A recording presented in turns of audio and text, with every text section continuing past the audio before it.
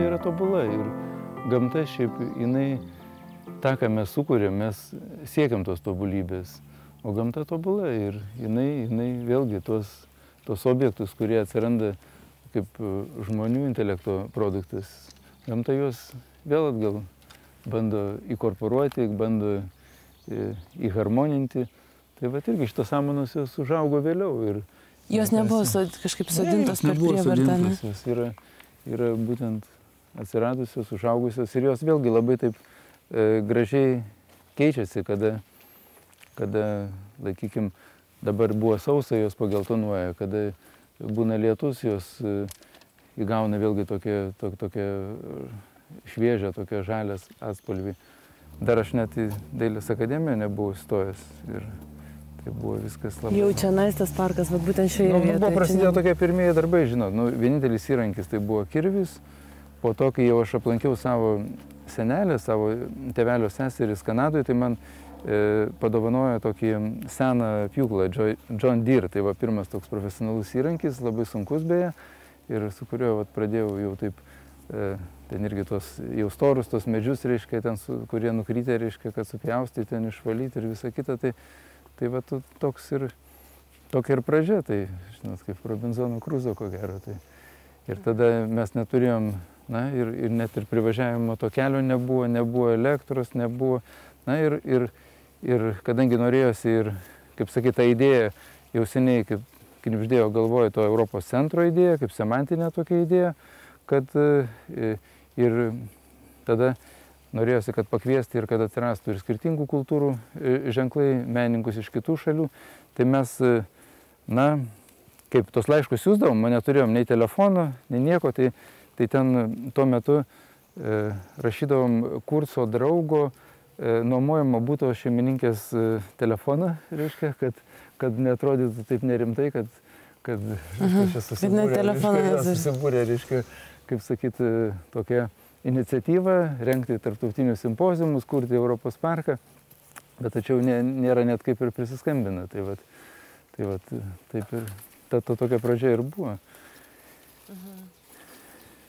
Tai palaukit, jums buvo 19 metų, tai prieš kiek metų Europos parkas pradėjo rastis? Tai 87 man buvo 19, tai čia va tie pirmieji žingsniai.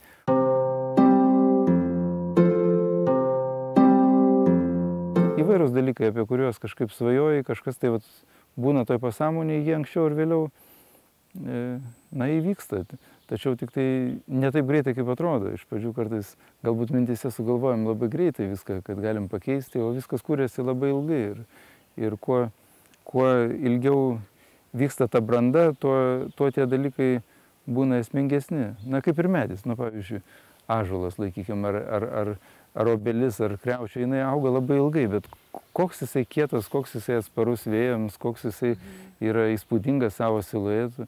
Na ir mes turime tokių pavyzdžių, kur labai greit užauga, na, kaip ir tie dideli namai kartais greit užauga, bet jie netgi neturi galimybės pasenti.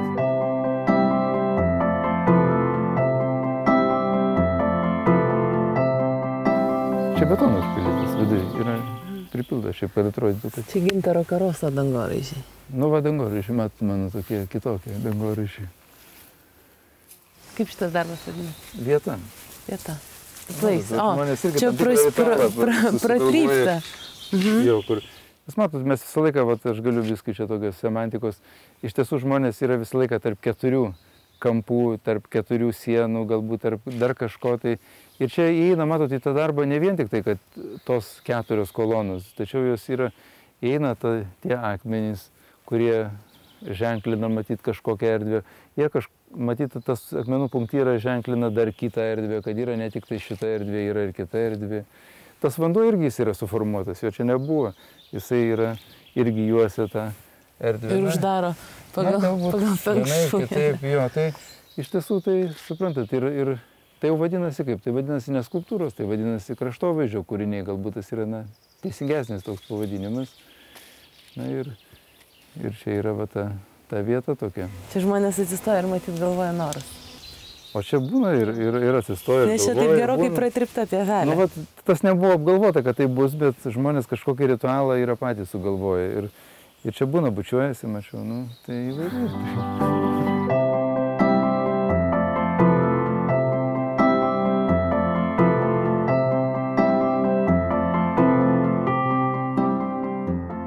kalbame parke. Ir paskutinį kartą, kai aš buvau šiame parke, įėjimas čia kainavo beros 21 litą. Taip. Tai yra brangu. Žmogui 21 litas pasivaikščioti po parką. Aš suprantu, į kiną tiek pat kainuoja, bet nepaisant to, būna taip, kad atvažiuoja žmonės, pamato, kiek kainuoja įvažiavimas, apsisuka ir išvažiuoja. Na, labai gal ir mažai iš tiesų, vat, kad kažkaip tai va ten apsisuktų ir išvažiuotų, nu kiek bent jau man yra sakę prie kasos, kurie žmonės dirba.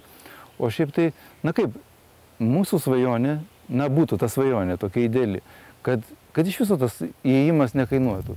Tačiau, na, mes šiaip jau vėlgi, kadangi mes esame jau tas subjektas, kuris atsiradęs po nepriklausomybės. Tai viena pirmųjų nepelno organizacijų, kad atsirado įstatymas nepelno tam sektoriui, tai va buvo ten prieš tai įsikūręs festivalis Live, toks Marčiulionio sporto mokykla ir mes ten vieni pirmųjų buvom Europos parkas. Tai šiuo atveju mes esame ta balta varna tarp visų juodų, visa apie 100 yra Lietuvoje biudžetinių muziejų, kurie gauna biudžetinį finansavimą ir tada, gali tos, kaip sakyti, ten darbuotojai išlaikomi ten kažkokiem tai numatyta komunalinių. Jūs negaunate biudžetinį? Mes negauname nei vieno lito.